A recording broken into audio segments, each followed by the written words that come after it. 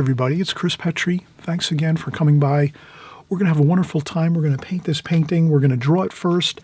We're going to cover all the details you need to get this composition in this painting completed.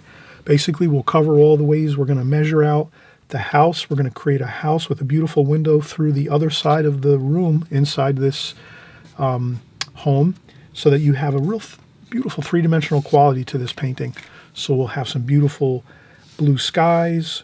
We're going to have some beautiful architecture with clapboard siding and trim, rake trim, roofing. We're going to have some beautiful stonework. We just practiced this recently, doing some beautiful field stone on the bottom of our home here. It's a nice, beautiful farmhouse in the farm country. We're going to have, again, a really nice three-dimensional quality to this, adding this window into the interior of this room. So stick with me here. Come along.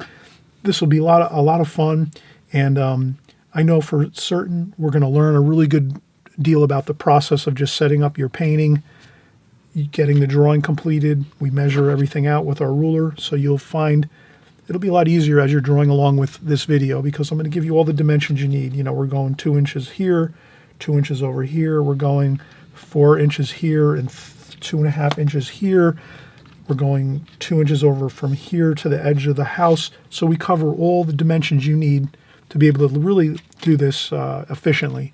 And once you get the drawing down, we're going to have just a great time painting it together. So let's get ourselves situated. Let's grab our brushes. Let's grab our paints. Everything. We're going to need a ruler on this one, and we'll be all set. We'll have our fresh water and our sponge for checking water off. We'll have our brushes.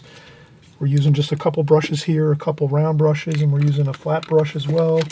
So we have a flat brush we're going to use for the larger washes of the sky and over here on the hills and some of the siding. And then we use more of the round brushes for the areas like the windows and the stonework. So you'll see we have all this in store for you on this video. So let's not delay. Let's get started in just a second. All right, so we're getting started here. You just saw the finished painting. We had a lot of fun painting this, and we kind of, we just used some imagination here. We did some, work with our, creative skills. We came up with a few ideas of like a side of a house, a window, another window inside the building on the other side of the room that we're looking at through this window here. So we have a window looking through the room. Maybe it's a living room or a bedroom, and then we see another window in the distance. And then we have some more hills in the side of this house on the right-hand side. So we have the predominant large structure is the house here on the left side of our paper. So you just saw that in the painting. So we're just going to kind of recap what we're doing here. And then we had a video just just recently we did a video on doing different kind of textures with if you're doing houses, architecture, city scenes, landscapes where you have farms, city scenes where you have buildings. You have all kinds of interesting bricks, stone. So we did this on a recent video. If you want to catch up on your facade materials like stone and brick and different things like that, you just type in Chris Petri, my first name, last name, Chris Petri, and you just type in stone and brick. So if you just type in 4 words, Chris Petri, stone and brick, you'll find this video. Some of you have probably seen it. It was just recently, like within the last few weeks. So we do cover interesting things like this, like little tidbits of information that you can use. What I do is I always paint things like this, and then I put it in a folder in my studio, so that if I'm going to do, let's say, a painting of a farmhouse or something, and there's field stone in the painting, then I can refer to this photograph, and then it clicks back in my mind, and I remember when I did this, how I did it, or if I need to do some brickwork or stonework. Brickwork, I remember how we did this. We painted the orange mortar first for the mortar joints, and then we painted the bricks on top of that once it dried. So you have this fun type of work you can do, compositions of different types of textures, of different materials. If you're doing anything, like I said, city scenes, cityscapes, landscape paintings, anything like that. If you find any of these materials that you see out in the in photographs or in books, or if you're out in the plein air painting and going out and sightseeing and taking pictures and on vacation or around your local area, whatever it is. So just a thing to keep in mind. So I'm going to use this. I'll keep this across from me. We're going to use the fieldstone actually for this painting. Of course, you just saw that. And let's continue on here. So the first thing we'll do is we'll just get an approximate idea of where we're going to put our wall, our outside wall here for our structure. So I think this should be fine if we go over here and we kind of keep the building the predominant structure in the painting. So it feels real solid. It's the largest part of the painting that feels solid, weighted down. And then over here, a smaller area of like the distant fields and sky as we can see in the finished painting. So I just did that. I made sure I made 3/4 of the painting the actual structure itself, the house. A beautiful house here. We have a kind of like a farmhouse type of look. So then we're going to put our wall here, and I just make sure it's straight. So my ruler should be plumb. You can always double check by measuring over here and just kind of keeping track of the width of this. So this is 5.5 centimeters. If you go down here, this is 5. That's a little bit. It's not perfect, but that looks pretty good to me. I think that's acceptable. If it's a millimeter off or two, no big deal. And then we have like a 45-degree angle for our roof, like this. Like this. So it's like a 45-degree angle, and we just take a pencil line and go like this. And then we bring that pencil line a little bit beyond. We're going to put a little bit of an overhang on our roof here, and we're going to make this some fascia trim. So we're going to make some fascia trim here. So we'll do that. We'll make actually it's a rake board trim, like this. And then what we'll do is we'll make it vertical, a little bit past. We go past the wall here a little bit, so you can kind of see this is the wall, the vertical wall, which is plumb, like this. We'll just make sure that's plumb, basically vertical, straight vertical, plumb line. Then we go with about a 45-degree angle here. That's our rake board there. And we'll try to bring that down a little bit past the wall. So there's a little bit of an overhang there. And we can even go a little more, let's say. Maybe like that. And then we're going to want to take another vertical line here for the fascia board. Like this. So now you have a vertical line here, which is the same vertical line as this one here, over here, right here, for this line. And again, you're just going over a little bit past the wall. So your roof is going to be overhanging the wall just a little bit. This way, when the rain and snow, it kind of drips, and there's no water and things infiltrating into the side of your house, on your wall of your house, or your windows over here. So that's a good thing to remember. We want to keep our walls with having too much rain and water and ice and snow running onto the walls. We want to keep the rain and snow off the walls of the building, so we put that roof overhang about 2 feet overhanging the wall, so that the rain and the snow can come off and then drip off and come down to the ground and not affect the wall itself of the building, or the house, or the building, whatever it is, structure. And then let's see here. Let's do another secondary trim. So this is going to be the first trim, a little bit thinner over here, like this. And this is kind of a decorative trim, just another additional trim. And then this trim is a little wider. So basically it's 2 pieces of trim on the rake boards, on the rake edges of this gable roof, like that. And that's pretty good. And then there's some shingles on here. So we're just going to put some shingles, which are just overlapped. You just make some indications. We'll put a little bit of indications of that for some roof shingles. And that is really the simplicity of this kind of wall here, and this roof and this rake board. So that looks pretty good. Then we're going to take our window. We're going to create a window here. So we might say to ourselves, where are we going to put the window in relation to the wall here? I would say let's maybe start at about here. So we're going to start our window over here. You can, like this. So I'll put the window here. So if you can imagine, behind this wall, there's going to be a ceiling in this room. So there's going to be a ceiling in the room. It could be a vaulted ceiling, so there might not be a ceiling here in this room behind this wall. But we're going to pretend there is a ceiling in this room, and it's about here, just so we kind of know. All right, that's our reference mark. That's going to be the ceiling of the interior of this space here, this building, this house. So inside this house, there's a ceiling. We're going to pretend we can see it, even though we can't see it. But it's about here. So that means our window is going to be a little bit below the ceiling. We don't want to have our window right up at against the top of the ceiling.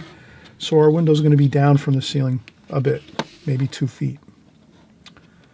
So let's pretend that's 2 feet, just so we have an idea of what we're going to do here. And then we'll just make a rectangular window. And again, the same thing, you just want to keep this line parallel for your window. We're going to make a rectangular window like this.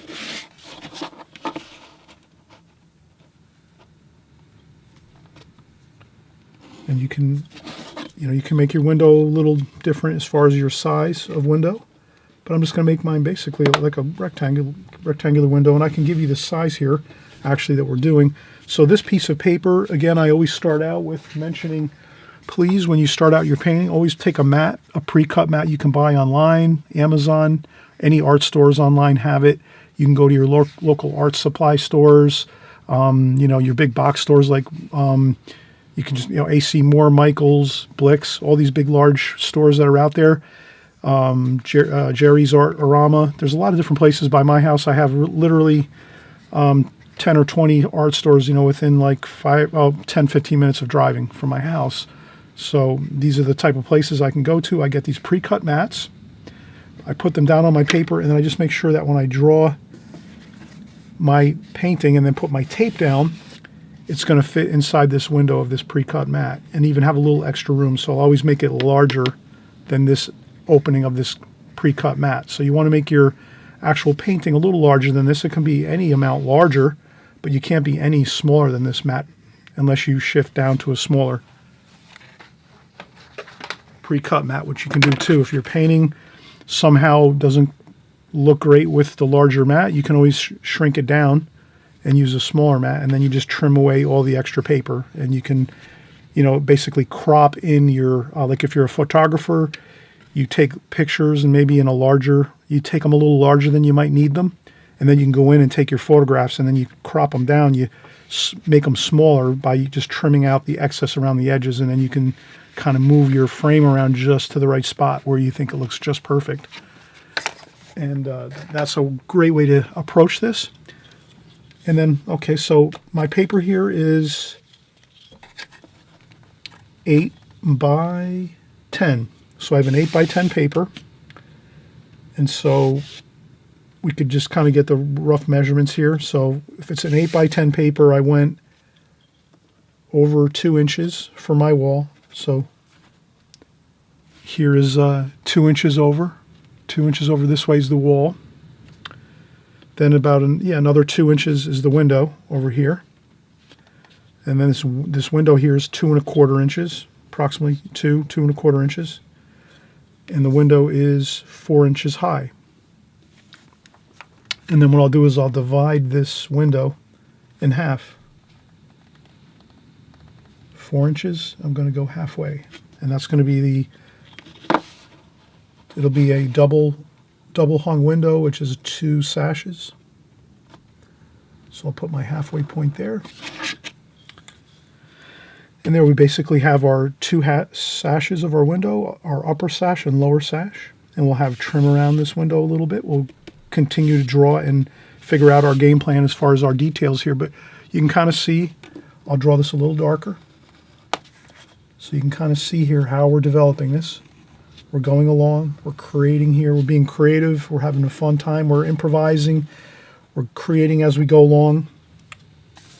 We can always learn at another time in the future how we might do this a little better, so on and so forth, but there's no better time than right now to just start working and improvising and having a fun time creating a little wall, a house with a window, a little bit of roof and trim, and you can kind of see we're already having a decent looking result here. So again, the edge of the painting is here.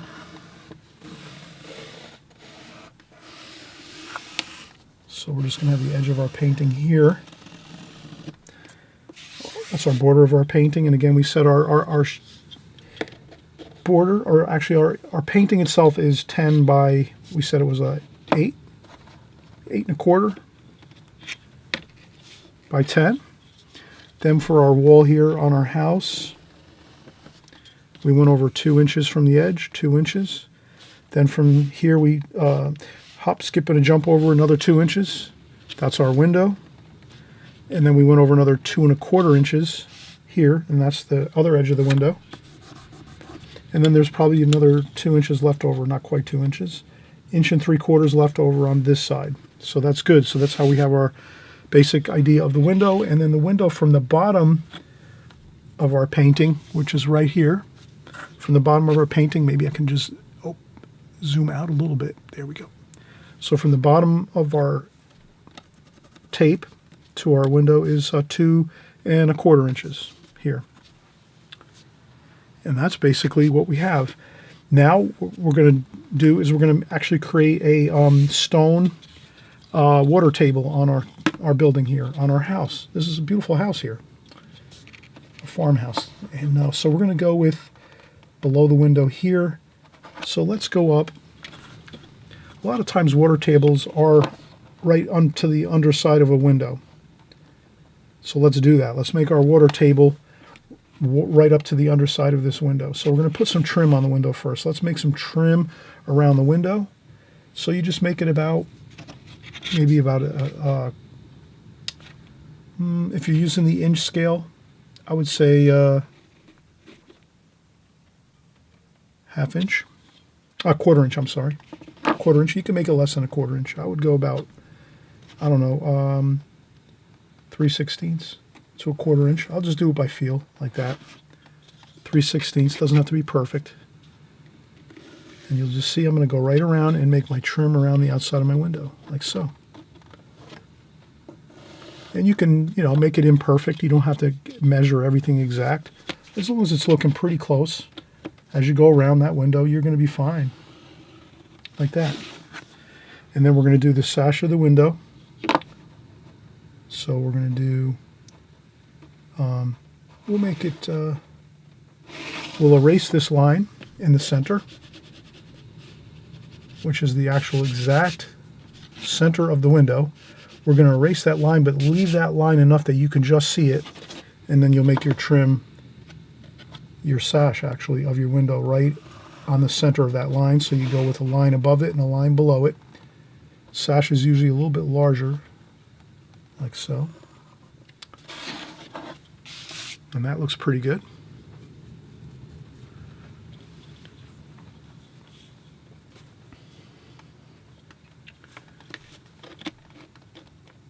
And then we'll keep this, maybe we'll look,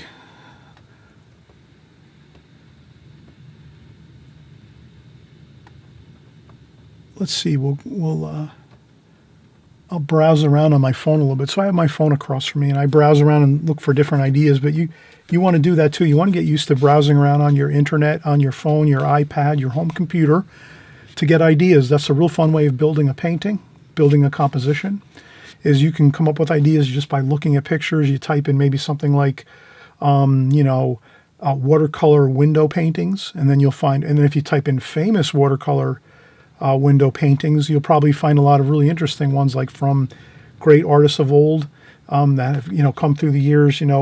Wyeth paintings, Winslow Homer, Hopper, all those great painters.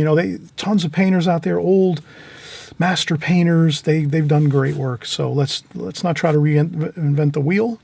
Okay, I'm hoping I'm not boring you here with this information, but sometimes it's good to get into the nitty-gritty of information. Tell you what, let's take a quick break. I'm kind of going to have to maybe just research one more thing on my phone, possibly, just for my window ideas here. But as you can see, we've already got a lot of good information on here. We have our window, our wall here. This is our house. We have our rake boards along our roof edge, which is our gable roof coming down this way.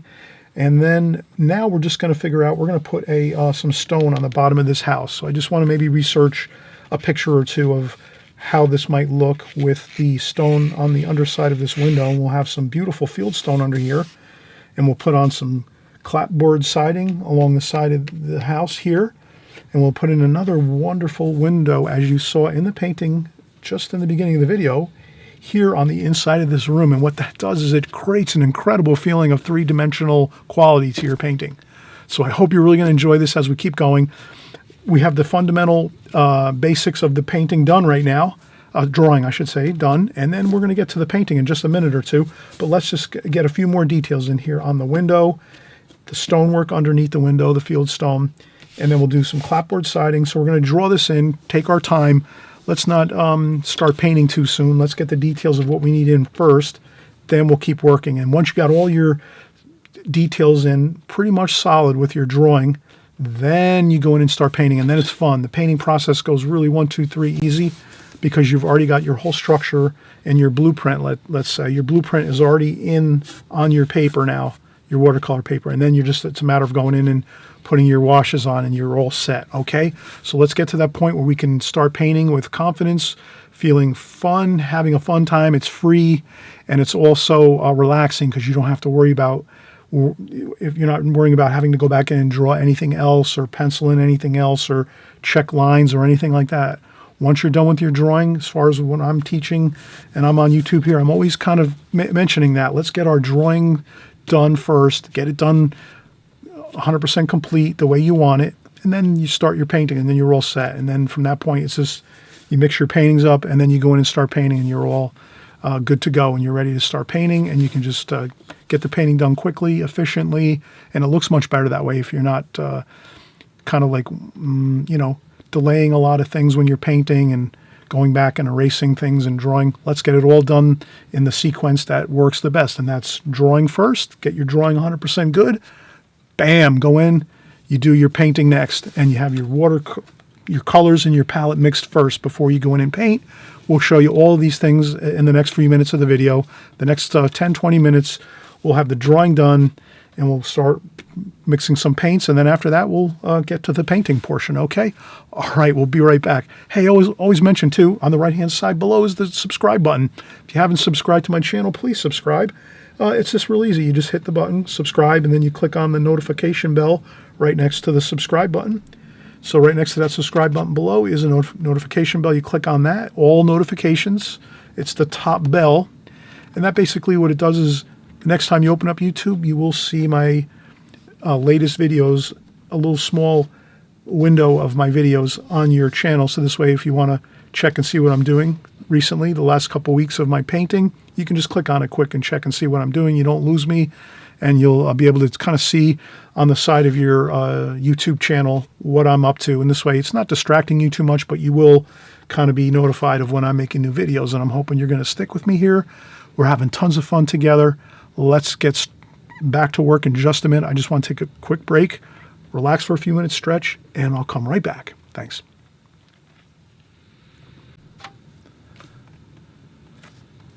All right, so we're going to continue on here. We have basically we've developed everything pretty well. As our sketch, we have our window, our side of our house here, the wall of our house.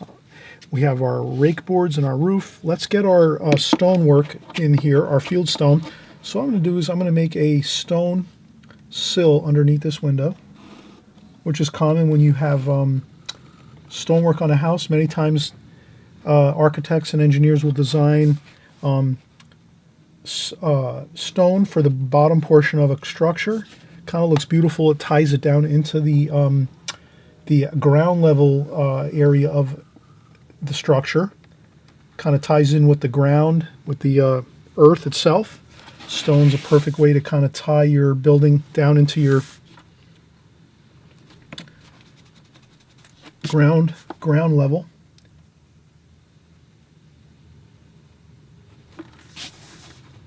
And we're just going to do some stones over here like so.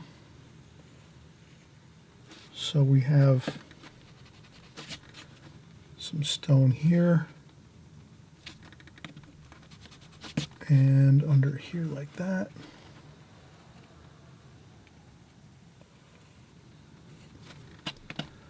Okay, I'm going to draw these in darker and more carefully. You'll see as I go. I'm just trying to get a feel here now and get my start to my stonework. So we have a stone sill that sits all the way across this section here, which caps the top of the stone. A nice, beautiful limestone sill. It's kind of like a light gray color, so that's going to go all the way across straight. And then there's usually some mortar joints in between the sill stones, like so. And there's another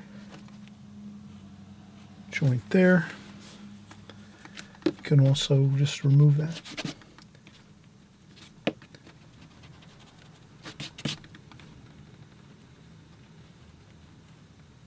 Like that there. Okay, now the next thing we're going to do is we'll make some clapboard siding. I like the wide boards, the wide clapboards. Those kind of look, to me, I like those the most. They're kind of, the really thin ones too look really good. I guess that I like clapboard, and wood siding looks great. Maybe some of you have wood siding on your home or your building, your apartment, or your place where you live. So if we just take the idea that this window here is maybe 3 feet by 3 feet and 3 feet by 3 feet. So let's say this window is overall 3 feet wide by 6 feet tall. That's pretty much an average, or that's a good size window, 3 feet wide by 6 feet high. So if we were to make our clapboard siding maybe like 8-inch boards, we would just take a calculator and divide 72 inches divided by 8. So I can always take my phone and go and open up my calculator and say, if I divide 72 inches, which is 6 feet, divide that by 8 inches, that equals 9. So I need 9 boards on that window area. So all I got to do is I have to remember I have to have 9 boards across here. So let's do this. If I need 9 boards, that means I need like 3 sections of 3. So I need thirds here. So this is fun, and this is where if you're really good at math, you're going to just really breeze through this part of the video. If you're like me and you're not so great at math, you got to bust out your calculator, start scratching your head a little bit, look at the ruler. Let's see if I can do it with centimeters. This might work, not really. What I'll do is if I need 9 planks that are 8 inches each, I'll do it the easy way. I'll divide this area into thirds. So I can just kind of basically do it by eye, 1/3, 2/3, 3/3, just roughly. You can kind of move your line around a little bit. So you can kind of see I can get thirds pretty good there. Not really. That's kind of, got to move this down a little. Thirds might be here and here. That looks better. So I have 3/3 here, 1/3, 2/3, and 3/3. That's all I needed to do. Then I just have to break these 3 blocks into thirds. 1, 2, 3, and there you go. I have my clapboard siding for the most part. It's not perfect, but it's sort of a game plan on how to get your planking correct. So, and again, planking, especially if it's an older home,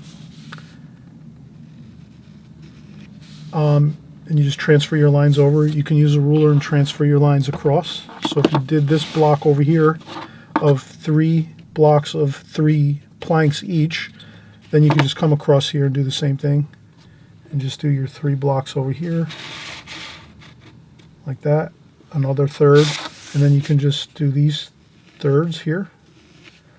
And it's good to practice doing thirds, halves, whatever you like to divide up your space divisions when you're working, but that looks pretty good. And then now here we can kind of say, all right, we've done these. We've gotten the thirds that we needed.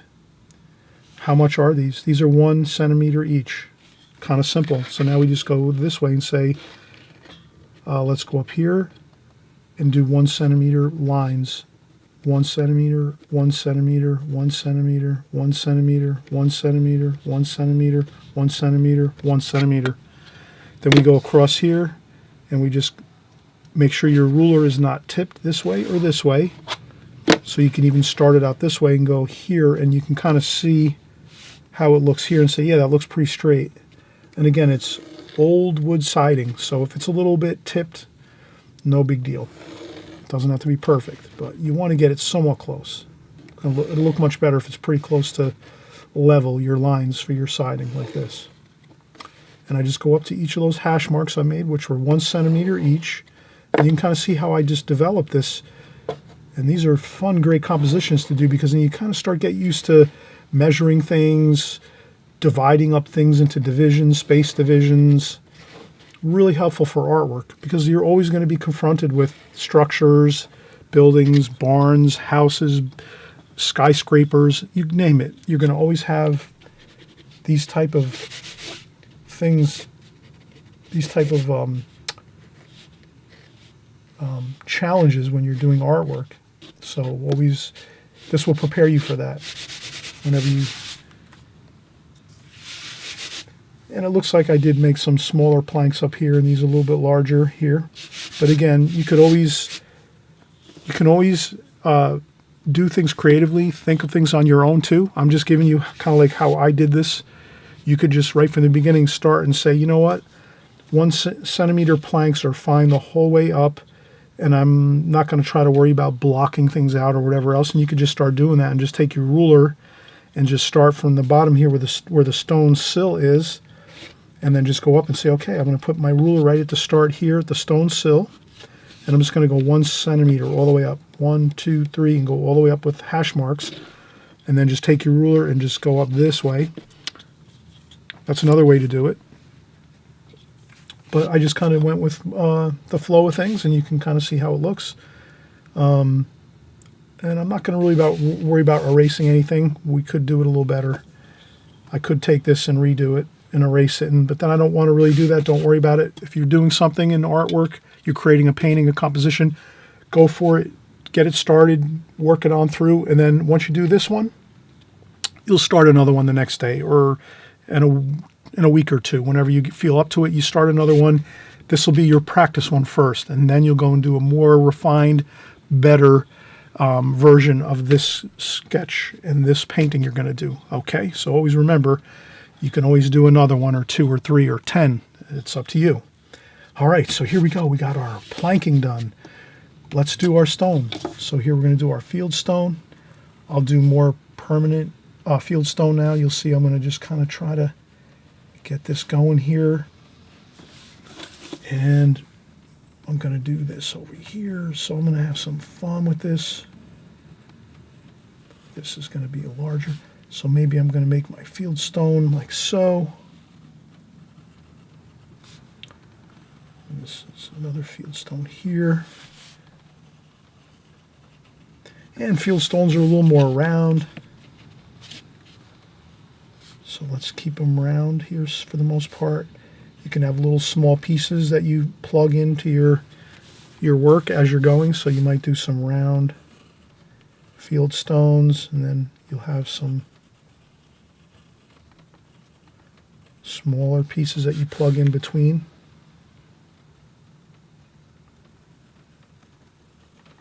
And not all of them might be round. You might have a few polygonal shapes if you want. You can do a couple rectangular shapes too if you need to, just to keep them going. And you're trying to plug in some pieces here and there. Another piece here. So you can kind of see I'm just going along here. I'm using my pattern. I'm actually looking at my pattern that I did. We did this all together. So we did this all together, recently, within the last couple weeks. So you can just go back and look at my videos over the last couple weeks, and you'll see we did the facade materials for structures like houses and farms and buildings and things like that. And we're using the field stone pattern here. And we're going to continue on. So we have this here.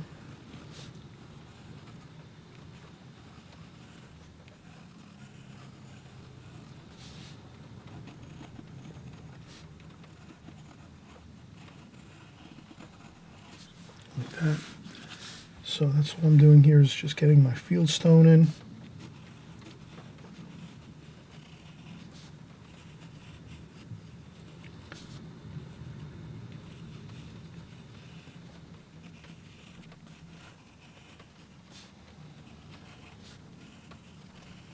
There we go, fieldstone complete. And you take your time doing your fieldstone. You can look up fieldstone online to get more shapes and patterns and ideas. You can use this that we did just recently, last week, for your guide. Okay, and then we have our limestone here, like that. That's capping the wall. We'll put a shadow under that. And it looks like we have pretty much everything looking really good. I think we're ready to start painting. The only thing I think we might need, I think this is good actually. The only thing we might need is, let's do a little bit of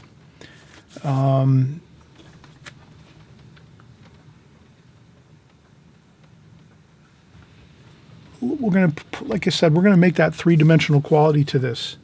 So that's when we can take this window and we can create another window in this picture over here.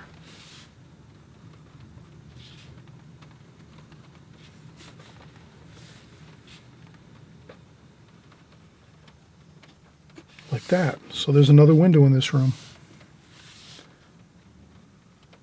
And we're going to make that window here. So let's put that window in here on the interior of this room. This room is going to be dark inside, shadowy. It's kind of like, you know, maybe a hot sunny day. So the interior of this room is going to be quiet, and maybe it's like a farmhouse and the farmers are out working in the fields, and the inside of the house is, the lights are off and it's nice and dark in there, and they're keeping it cool for later on in the evening when they go back in to relax and have dinner. So they have their windows open here. And there's a breeze flowing through and it's shady and cool inside, and there's a shade up here. So we'll pretend that this is a shade up here. And then over here in this room, we'll leave that window open here. And then we're going to have an exciting little bit of hills over here. And then this hill in the distance, through this window that we see across on the other side of the house, that's going to be the same hill that we see over here. Like that.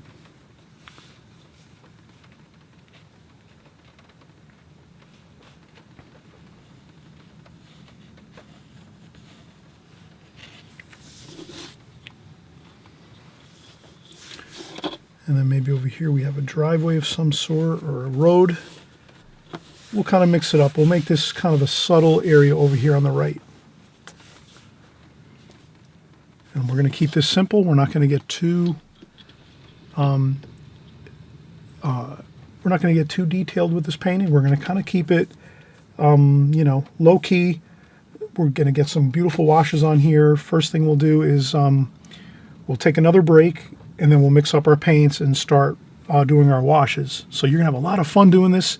It's really exciting. You'll see we're going to do some shadowing on this too as well. So we're going to have light and shadow. The light is going to be coming from high in the sky, way above.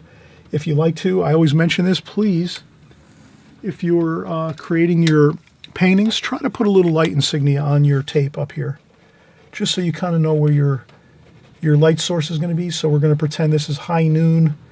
The sun's high up in the sky, up overhead. So the light's going to be coming high up above us, straight up over the top of our heads.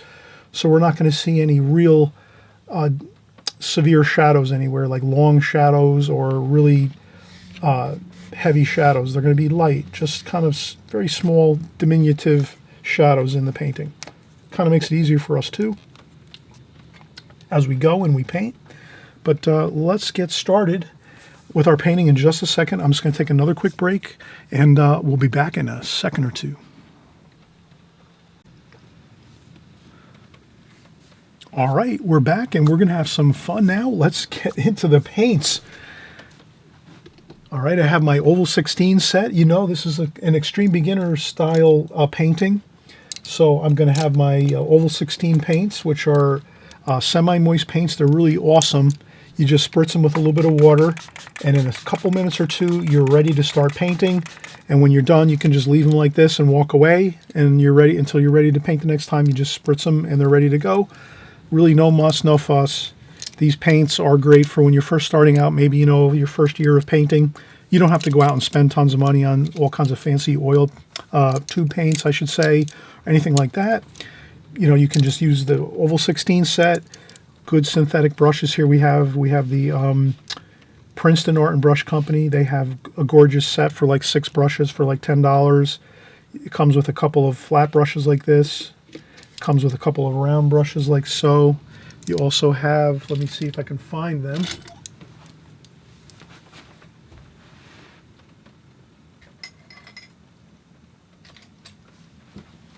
Well, I don't want to waste any more time walking around my studio trying to find things, but yeah, here it is, actually. This is the brush that comes with the Prang Oval 16 set, a gorgeous round brush. So if you just get this one set of Prang Oval 16 watercolor, semi-moist watercolors, it comes with a round brush, and you can pretty much paint a lot with this round brush, except it's going to be, this is perfect for like small paintings. So if you want to start out doing small compositions, that's perfect. But then once you start getting into larger paintings like this, you're going to need to get the probably something similar to the Princeton Art and Brush Company brushes, which are a little larger. And this is also a Simply Simmons number 6, which is a larger round brush. And these are all synthetic, which is great for when you're first starting out. You really don't want maybe brushes that carry too much water in the brush hairs, because then this can be an issue where you start flooding out your paper with too much water. So that's the reason I always suggest using synthetic brushes when you're first starting out, or if you're an old pro already and you're just having a fun time joining along here with us, well, then you don't have to really worry about anything like this. You're already zipping along with your art materials and supplies that you have. But I always mention this because I know a lot of people are just starting out, and you're coming by for the first time even. And if it's your first time here, thanks so much for coming by. I'm so happy you're here. You're going to find that watercolor is such a fun medium to work with. It's so much, enjoyment with watercolors. You can paint it any time, and bring it anywhere. Vacations, you can bring it to your friend's house if you're visiting. You can bring it to family gatherings. You can go out on the weekends or anytime you want and do a little sketchbook painting in a park or wherever you want. You can bring watercolors anywhere you go. They're easy, fun. You just spritz a little water on them and you're painting. So let's get started here. I have fresh, clean, crystal clear water to start with. I'm thinking we should start with the darks first. So that's what I'm going to do. I'm actually just going to, and again, we're improvising here. And you saw my finished painting. So once you have that finished painting that you have seen in the beginning of my video, you can, if you want to, if you have maybe like a home computer and then like a cell phone, you can maybe take your home computer and put my finished painting, and you just hit stop or, pause on the first few minutes of my video, and you can set that across from you, and then you have my finished painting sitting right there, and then you can sit here and work with us here as we work along. So there's always a great number of ways you can work, but that's a good way to work if you want my finished painting so you can see what it looks like from the start. That's fine. That works great. So like I said, we're going to start with the darks first. So let's get our darks mixed up here. Let's use a nice brown. This is our brown. And then we'll add some blue and purple to that brown, like so. Maybe a little bit of orange too. Maybe a touch of black, but I would really keep the black up here at the top. Black can really, it's very, very powerful. So a little more red, I think. Well, let's make it a warm, kind of a warm dark. So a warm dark is lots of dark, but lots of warmth in there too. So that's reds and oranges. And then again, maybe a little more black. That looks good. Red, orange. And I think that's going to be good. So now we're going to go in, and then we're going to do our darks here. So this is, let's get our, I'm using my Simply Simmons number 6, and you just carefully get your darks going. And you just want to carefully look at your subject matter and say, okay, I'm looking across I just want to make sure I'm leaving that window sash in there.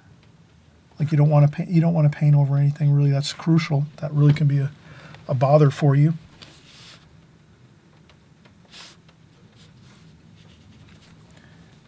Then you can mix some more kind of warmer colors, reds and oranges over here, and put those in.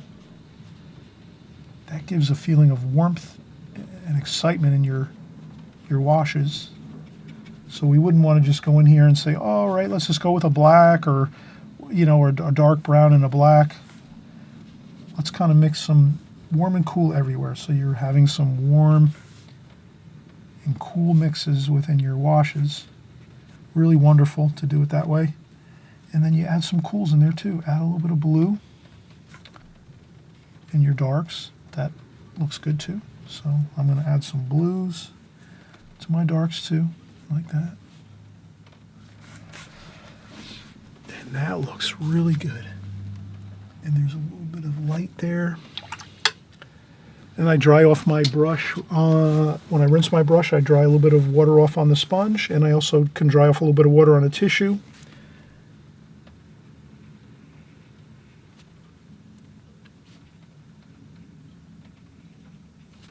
Like that.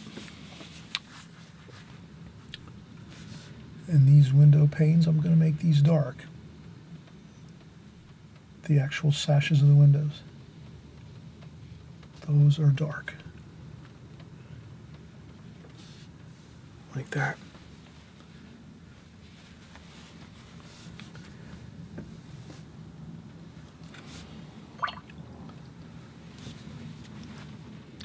All right, look, we've already made a lot of progress. This is fantastic.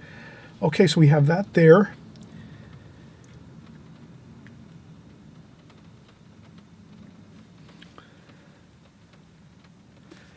Then this here, we're going to take some green, which is our light green. We're going to take some blue and some green. So we're going to make blue and green over here. Rinse off the brush. A little bit of orange, a little bit of brown. Kind of mix up a little bit of a blue and a green, and then get some brown and orange in there just so to warm it up a little. And then we're going to get our window shade in here, which is kind of that bluish, kind of a lighter color though. And you just have lots of color right here to work with now. So we mix up first, get our colors all mixed up, then you have a fun time. You just get in there and we're doing our window shade. I get some color on there, then I can rinse off the brush, dry off a little bit of the water off the brush so there's not too much water on there. And then you can just kind of move your brush around with a damp brush and kind of get some interesting colors on there. That's the shade. And there's a little bit of it's going to be more of a grayish color though. I wouldn't put too much of an exciting bright colors in the shade. The shade's kind of a dull, even if I have to go in and muddy it up a little bit, make it a little darker with some of that color we mixed. You can always blot up a little bit too if it's too much dark. But that looks pretty good.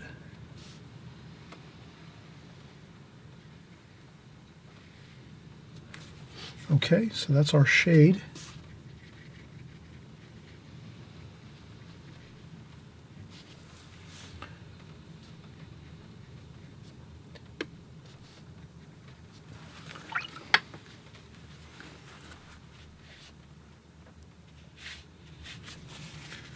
And I just try to get a couple little quick zips across that shade there.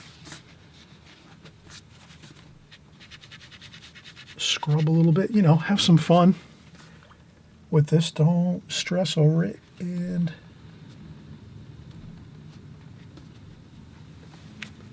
that looks pretty good.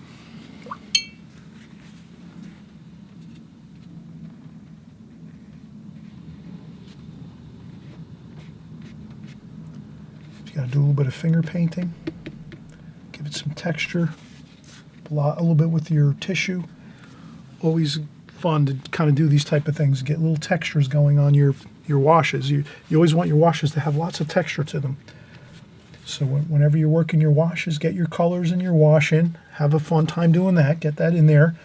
And then when you start to see you're kind of finishing up, winding down, getting that wash in there, then you could do little taps with your finger, a couple blots with your spun tissue, and there you have it.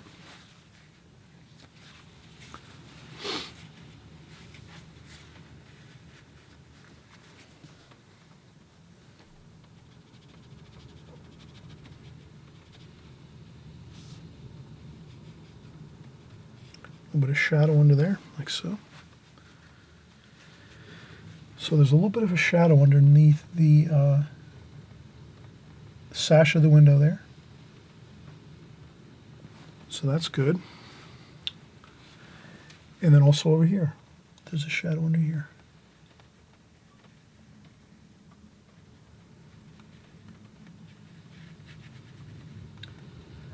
But you can see they're not really large shadows, just a little bit underneath the window frame.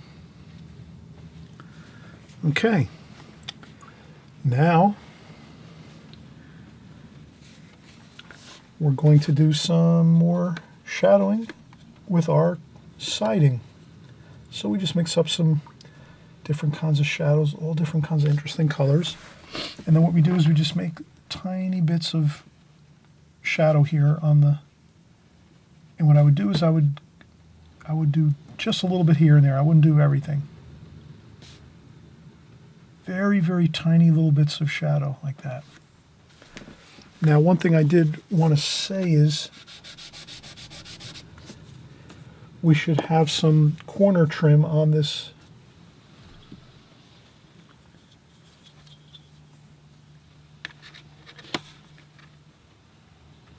There should be a corner trim on the house here. So I forgot to put that in. So let's do that now. Sometimes you do forget things. Don't worry about it. No worries. If you forget something on your painting and you have to go in and pencil in, you just do it. We'll go in and we'll put some white paint there to wipe out those darker shadows we just put in there. But I guess the main thing I was thinking of is, you want to start getting your shadows in for your clapboard siding. And you just want to have a few spots here and there, not a lot. Use different colors, the browns. Again, warm and cool everywhere. These are the shadows under the clapboards.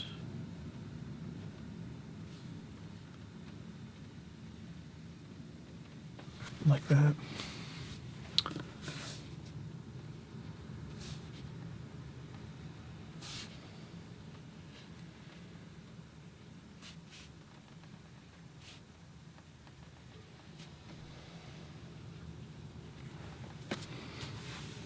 And I think that's good. You don't have to have too many.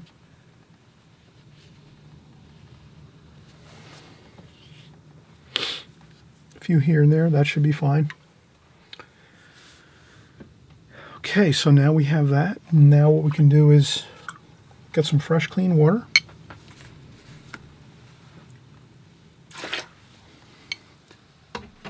Better to err on the side of getting some fresh, clean water, other than than continuing on and just using the murky, muddy water that we have. That's what I always say, is try to change your water frequently. Especially when you use a lot of these dark washes. You're definitely going to have a lot of dark, muddy water if you're mixing dark washes like this. All right, so let's start doing our stonework. And again, I'll use this as my guide. My field stone from what we did a few weeks ago or last week. Our field stone swatch. There we go. I'm going to use that. I'm going to set that right across from me. And I'll just start looking at that, and I might make it a little bit darker under here. So we do the darker parts of the stonework, or the undersides here, like that. And maybe we won't make this as colorful. Maybe we'll kind of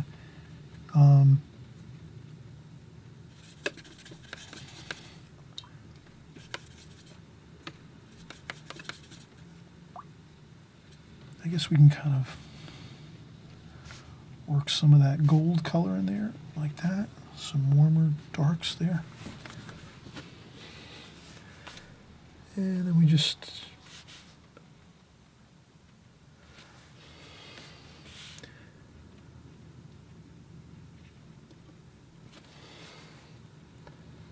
so I try to put a little bit of blue in there too.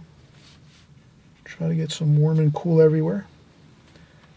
Lighter up on the tops of the stones, darker underneath on the bottoms of the stones. That's all we have to really remember.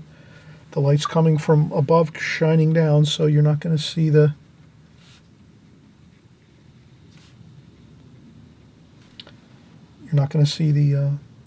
shadows on the tops of the stones. You'll see the shadows at the bottom of the stones like we're doing here.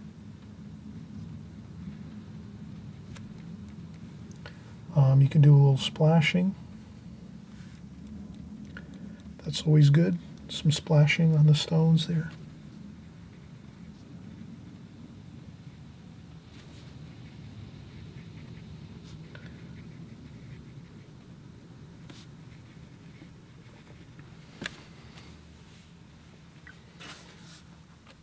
A little bit of green in there, so I'll just use a little bit of the different colors, some of the reds.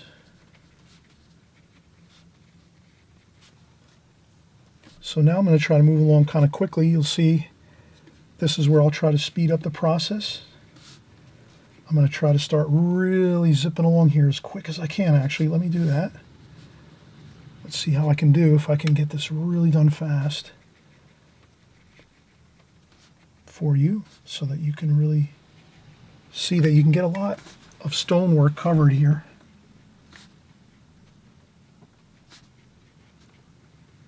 So we let that,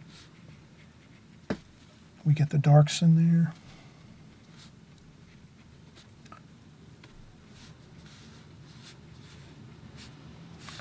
That's all you have to do, is kind of put a little bit, a couple of darks in there as you go.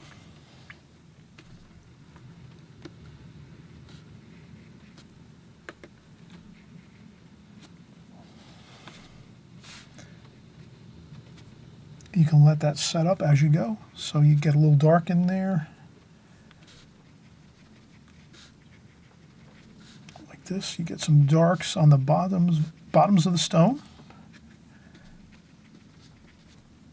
That's always good. A couple of darks there. Look at that. Look at that, how good that looks. And you just keep moving on along, get the darks in there. Get the darks on the bottoms of the stones. Get the shape of the stone, the curves and things on the bottoms of the stones. Then once you get the darks on the bottoms of the stones, then you just rinse the brush off. And with a damp brush, you just smooth it on out on the upwards, like that.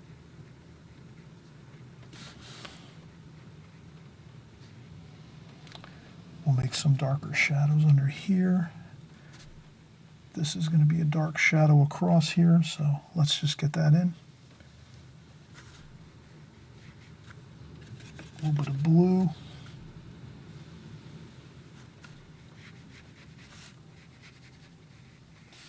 There we go.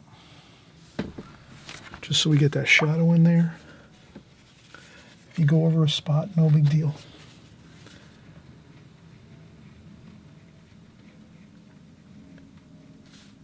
And that's the only place you wouldn't see. You'll see shadow under here, like that.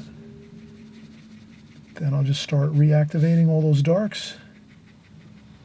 That's what's great about this semi-moist paint. You can reactivate your washes by just a little bit of a damp brush like this. So you'll take your time more doing your stone. I'm kind of doing it quickly just so we can keep moving along here in the video. I don't want to spend 4 hours, doing this, but you could take that time. Take as much time as you want to create your stonework, your field stone. You can really take your time, work a little bit every day. You could take the approach of just, maybe it takes you a couple days to do the stonework on a painting like this. If you're just starting out and you haven't done stonework a lot, it's going to take you some time to get the feel for painting the lights and the darks. and, you know, using the damp brush method and things like this. Don't worry about it. But I just wanted to kind of get it in there so you kind of see the general idea of how we do things. I'll do some splashing.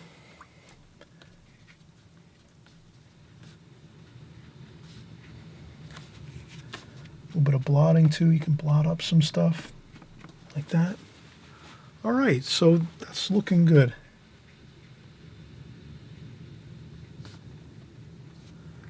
Then you can go back in and do little bits of dark.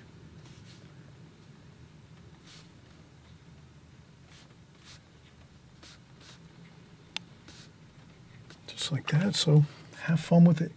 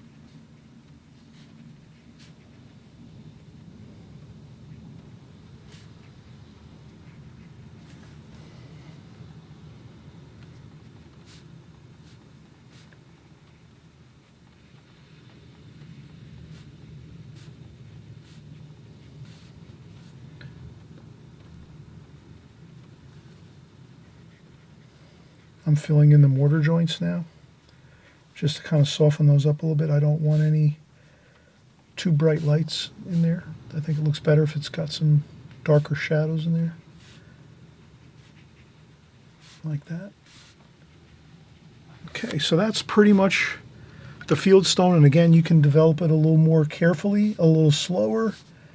But again, this was our swatch that we did the other day. That we took more time doing this, so you can do that too as well. You can make it more, I'm just going quicker again just to get the basic idea of things. Okay, so now I'm going to go in and get some blue and a grayish blue color. A little bit of gold in there. Like this. A little bit of green. And I'm just going to do that. I'm going to go across here with that bluish gray color for the stone. Like a blue stone or a limestone.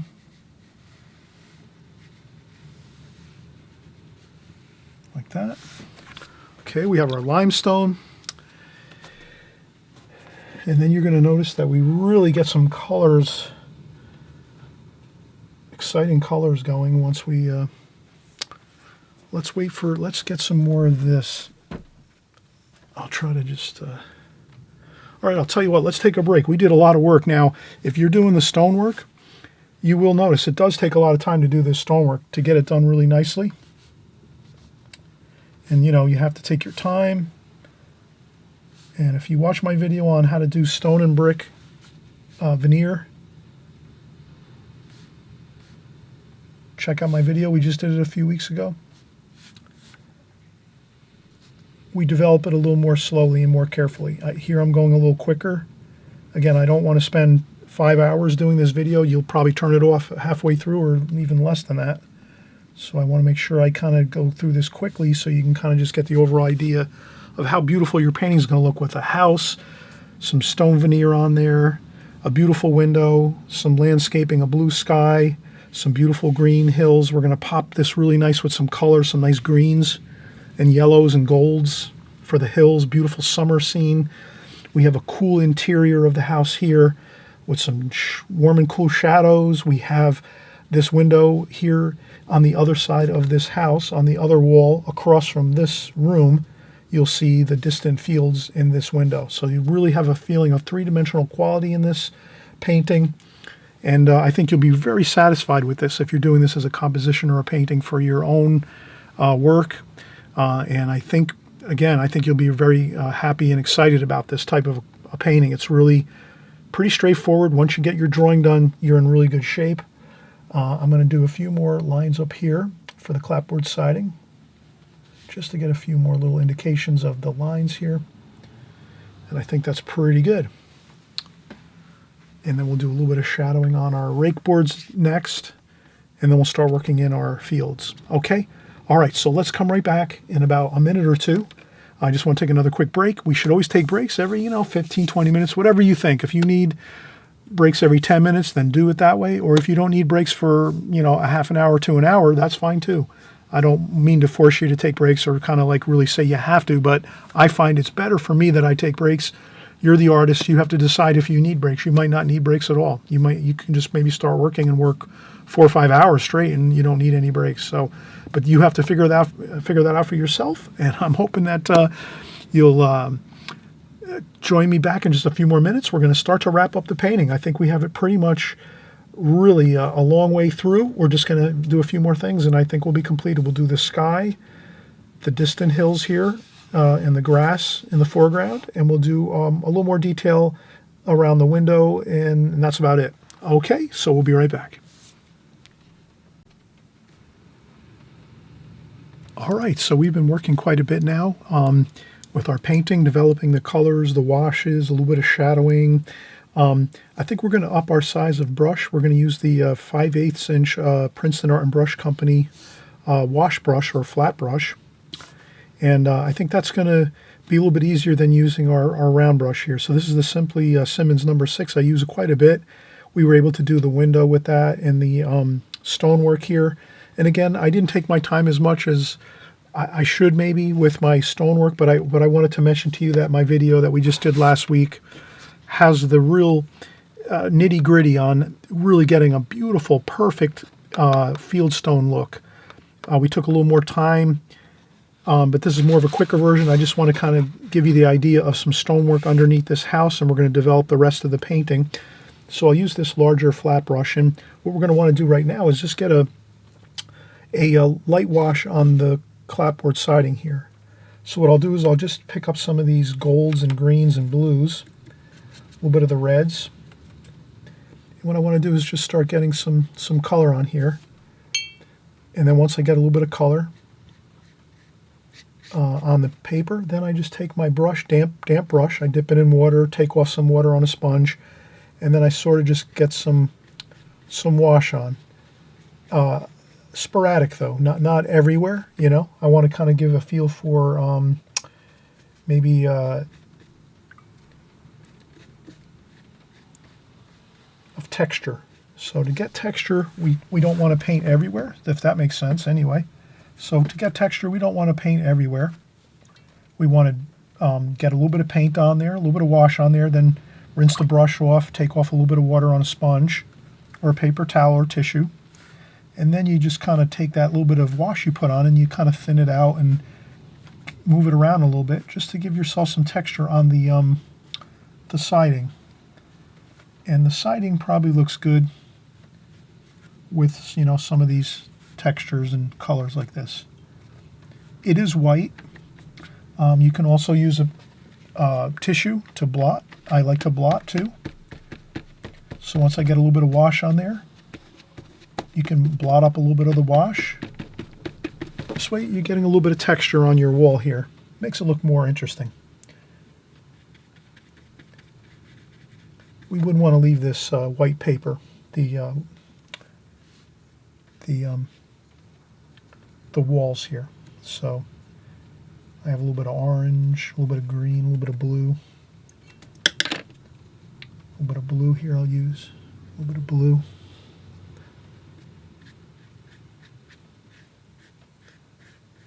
Just like that. So I think if you kind of get some of this approach of light washes,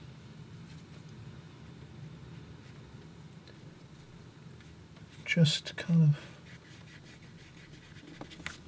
lift up some with tissue just to get some texture on there. Like that. I think that's going to look much better. And again, you can also lift up a little bit with the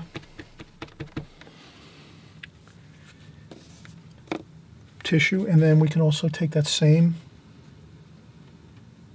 Same wash, and we'll do a little texture around the window trim. So more or less the shadows are going to be on the underside of things. But this is kind of, we're just going to try to get a little bit of wash on the trim too.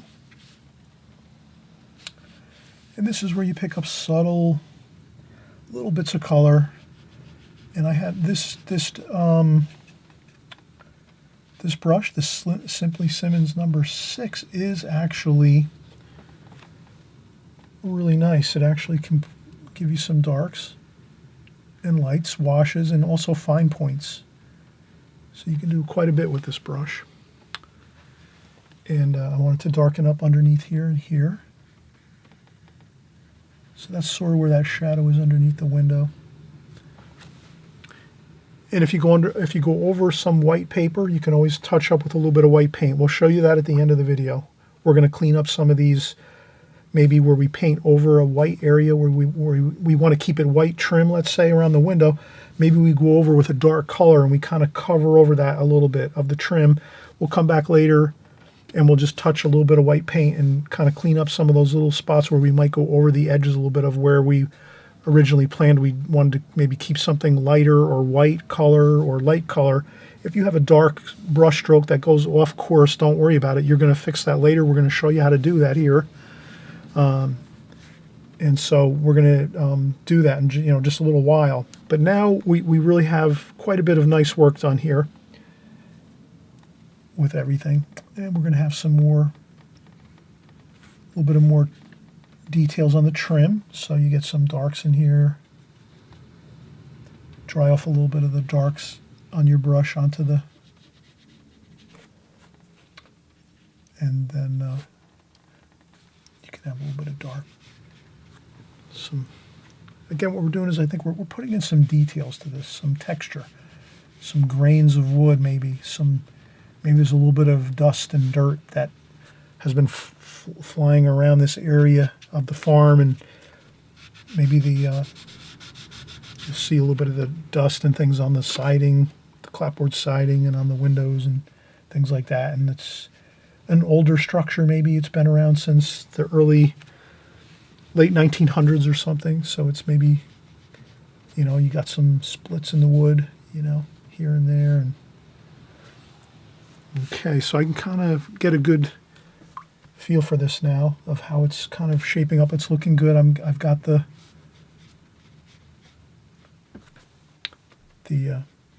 window pretty set here, and then let's go in and do some shadowing.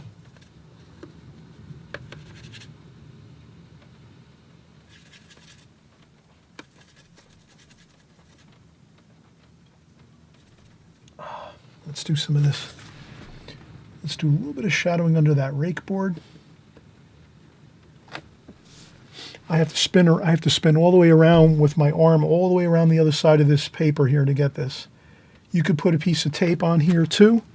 Don't be afraid if you want to do some creative ideas with some tape. I used to do this more often. You can frequently. You could take some tape, put it across where your trim is. This is much like if you're going to paint in real life, if you're going to paint trim on a house or in the interior of your house, and you don't want to paint over, let's say, the ceiling. Let's say you're painting the walls of your house. You don't want to paint your ceiling. Or let's say you want to paint your ceiling and you don't want to paint the tops of the walls. You can take a piece of small tape like this and run it across the top of your wall so that you don't paint over. So now we can do our shadow, our warm and cool shadow here. So I'm going to have some red in there, some orange,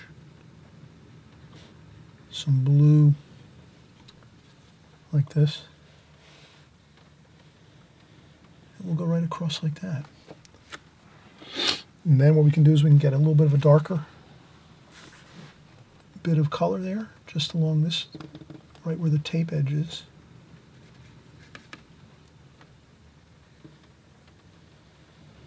Like that. And again, if you go over any spots, don't worry about it. We'll get that later with some white paint. Always remember, titanium white paint can really touch up some of your spots on your painting if you went over some lines and whatever. Don't worry about it. Now you can just lift this up and you get a nice crisp, nice clean line like that. That looks really good. And again, we'll touch this up later with a little bit of white paint. I went over the line a little bit there. And then also too, let's get those shingles in there. So the shingles are gonna kind of be like this and nothing fancy. They're just haphazard in there like that. They overlap each other like that. Like that. And those are the shingles. Easy as that. And then one more shadow. Let's do one more shadow under here, under this rake board. And you're going to want to do the same idea, the same width. The shadows should be about the same. And you can use tape there again too if you want to make it a little bit easier. That goes right over the top of that trim there too. And it stops there like that.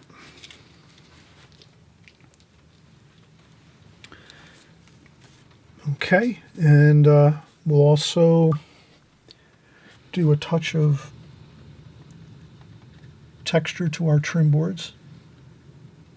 So you'll see I do some warm and cool, a little bit of orange color, a little bit of blue. Like that.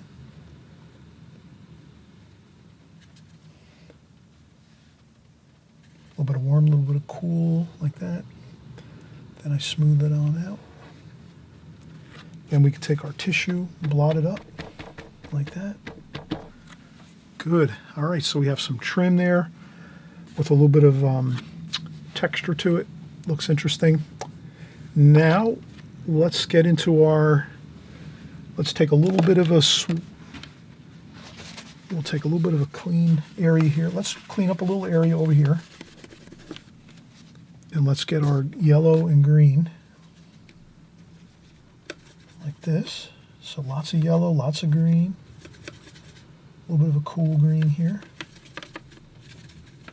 And then maybe a little bit of a bluish green here. We want to make maybe a bluish green down here, cooler green. And trying to keep my battery charged here on my phone.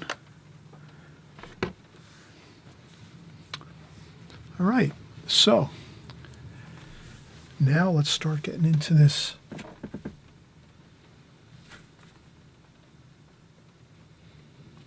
Wow, does that not really brighten up this picture?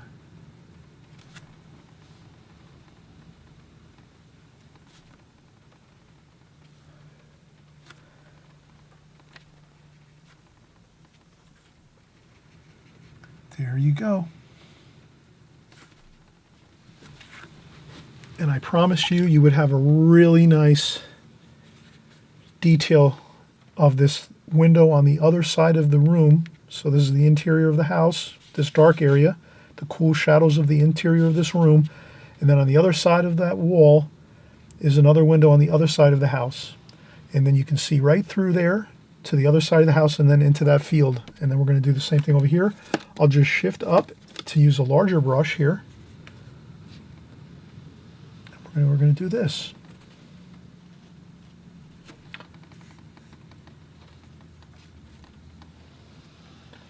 Maybe we'll muddy that up a little bit.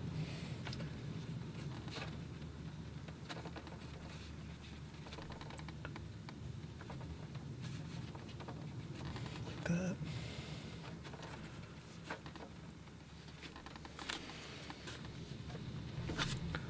Okay, so you can see we're coming right along here. We got that beautiful green, bright green, sunlit field in the background here.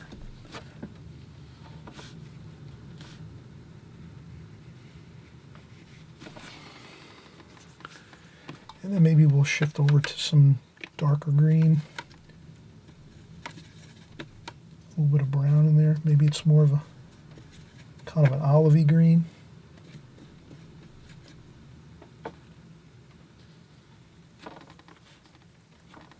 So maybe this is like a lawn. There's a lawn here in the front of the house. More of that olivey green color.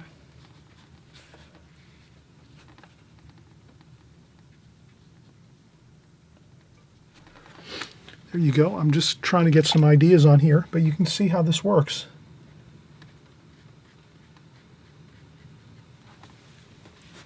The painting is really looking good now. We have lots of color, more sunlight feel, a sunlit feel with the bright greens. Let's mix up a little more, let's see, blue sky. Maybe we can use a little bit of this green and then some blue.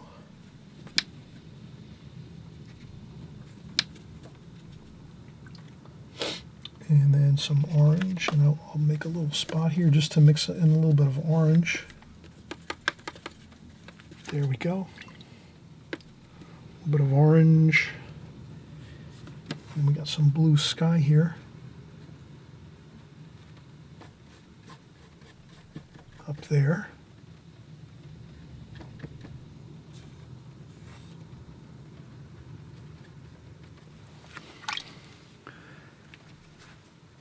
Some blue and green, and I'll try to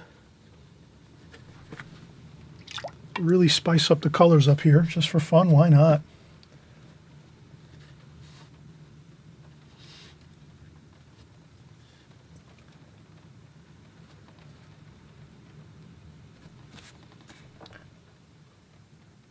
And then I carefully paint underneath here. The sky's always darker up top.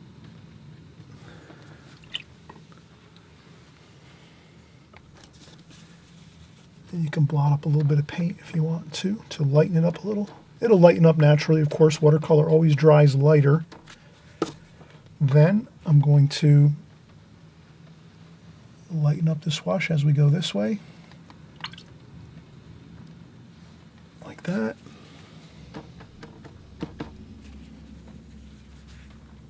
And then a little bit of that orange.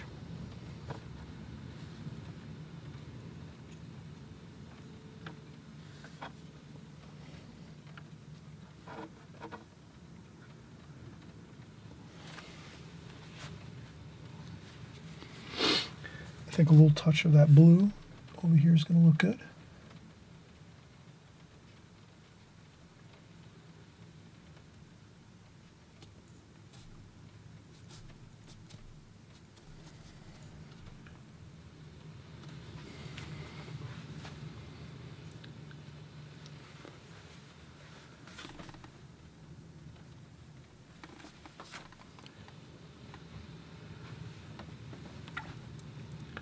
Okay, then I'll take a little bit of that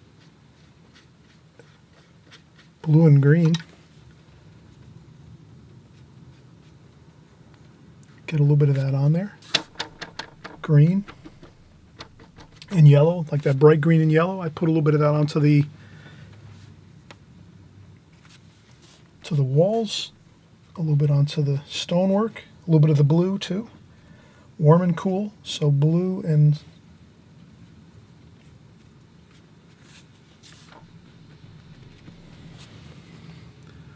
a little bit of blue on the walls here. So I add a little bit of that blue, then I blot it up a little bit. That just gives us a little bit of the tie-in with the sky colors. And I think you really can see we've had a fun time here. Let's come back just for, one more minute. Let's do a little touch-up with our titanium white. So I have a tube of titanium white. We're going to show you how you can recapture some of those white bits of paper on your painting if you went over with some dark lines. You never have to worry about that. You always have a little bit of titanium white to rescue those areas of your painting where you might have just went over a little smidgen with your brush. So don't worry about it. If you ever have a little issue here and there on your paintings as you're painting and going along, don't worry about it. There's always little fun ways you can fix things up as you go. And always remember, it's just a painting. You're going to be doing another one next week or tomorrow or the next week, and so you're just going to keep moving along. So don't get frustrated if you find that any of your paintings have issues, especially if you're just starting out. Remember, if you're just starting out in watercolor, your first 1 or 2 years, you have to expect that a lot of your paintings you're going to have struggles. But the thing is, it's good to have struggles because that's how you learn how to find easier ways to do things to get around those struggles. Or if you make an error or two here and there once in a while, you'll learn as you go how to avoid those errors. So it's always good to make errors and have problems arise when you're painting, because in all honesty, that's the way you learn. If you're not making mistakes and having errors in your paintings, that means you're not really, you might not be painting at all. So the more errors you can make in the beginning is better, because then you can kind of learn how to work with those and fix some of them. Sometimes you can't really fix them. You just have to put the painting to the side and start another one. So let's have fun with this. Don't get frustrated. Don't get worried. Keep painting along with me here. We're painting here every week, week after week, month after month, year after year with watercolors. And we're just going to keep going. And the more we're working on the fundamentals together, it'll just click with you, and you'll just keep learning and growing and getting better and better at your watercolors. And I already know you're getting better all the time. So don't worry. Let's keep moving forward. Let's come back for just 2 minutes, do a little bit of our titanium white touch-ups so you can kind of see how we do that. And then we'll wrap this up. Okay? All right. See you in a second.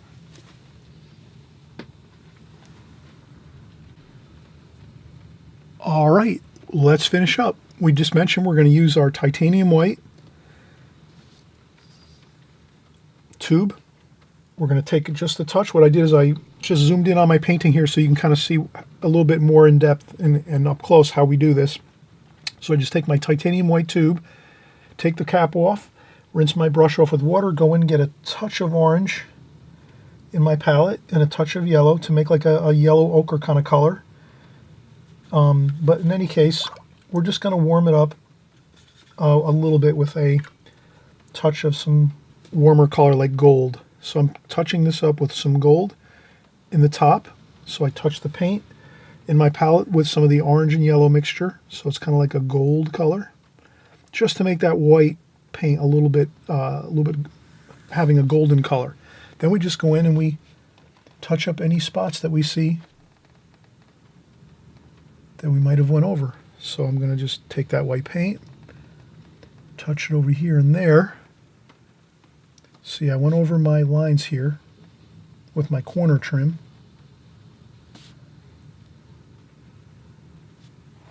So I wanted to make sure I touch that up. So I just go in, put my brush into that white, titanium white, straight tube paint, no water.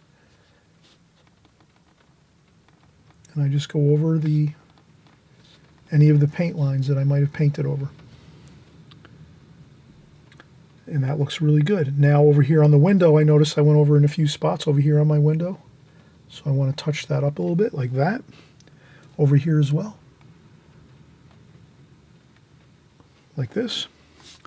You could also do highlights at the same time. If you want to add a couple highlights along the top of this window. Like that. You could add a few highlights. So it's up to you how much you want to do, but I wouldn't go overboard. I would just say, you know, if you see a couple things that you need to add a little bit of white tube paint, titanium white with a little bit of orange and yellow mixed together to make like a gold color, just so it's not stark white. It'll kind of blend in better with the painting if you mix a little bit of gold and orange into your paint. And I think that's about it.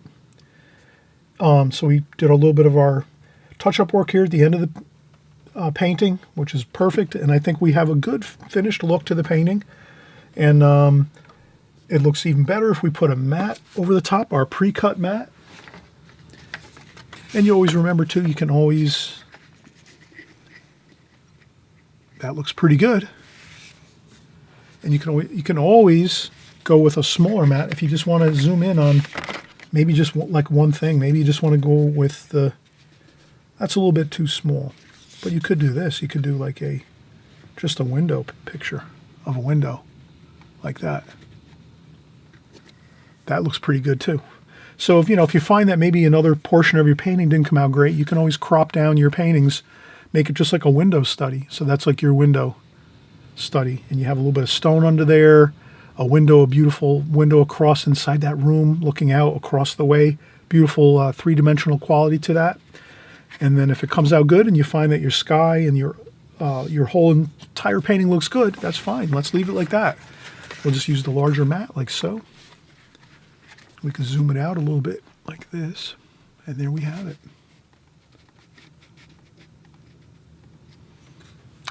All right, I hope we had fun. We'll see you on the next video. Again, thanks for watching so much. Thanks for the comments. In the comments section of the videos that we do, I know all of you have great questions. You leave great comments, good insights.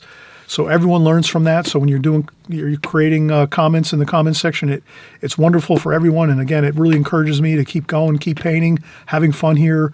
We're all together in this. We're on the watercolor journey together. So we'll move along to our next video soon. So within a couple days or maybe even tomorrow, we'll have another video out. And we'll keep working together, having lots of fun. Okay, so we'll see you soon. Bye-bye.